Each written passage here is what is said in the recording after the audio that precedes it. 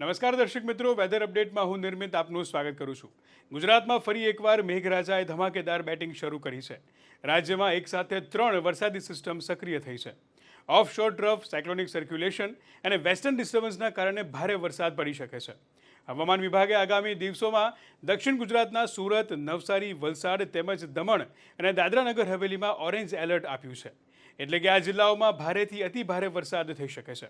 જ્યારે આણંદ, અમદાવાદ, છોટાઉદેપુર, દાહોદ, વડોદરા, નર્મદા, ડાંગ, તાપી, અમરેલી, ભાવનગર, સોમનાથ, બોટાદ અને દીવમાં ભારે વરસાદની સંભાવના વ્યક્ત કરવામાં આવી છે। રાજ્યના બાકીના જિલ્લાઓમાં પણ ગાજવીજ સાથે હળવાથી મધ્યમ વરસાદની આગાહી કરવામાં આવી છે। ગાંધીનગર અને અમદાવાદમાં ગાજવીજ સાથે વરસાદની શક્યતા વ્યક્ત કરવામાં આવી છે। આગામી 5 દિવસ માટે એક પણ સ્થળે વરસાદનું રેડ એલર્ટ નથી। 2 દિવસ બાદ મેઘરાજા સૌરાષ્ટ્રને ગમરોળી શકે છે। હવામાન વિભાગે ભાવનગર, અમરેલી, ગીર સોમનાથ, રાજકોટ, પોરબંદર, દીવ, જૂનાગઢ, દ્વારકા, જામનગરમાં ઓરેન્જ એલર્ટ આપવામાં આવ્યું છે।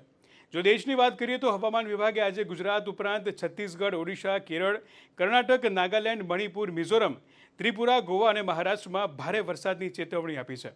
હાલ ભારે વરસાદને લીધે સમગ્ર ઉત્તર પ્રદેશમાં પૂર જેવી સ્થિતિ ઊભી થઈ છે। હવામાન વિભાગે આગામી 3 દિવસ સુધી ઉત્તર પ્રદેશના અનેક જિલ્લાઓમાં ભારે વરસાદની આગાહી કરી છે।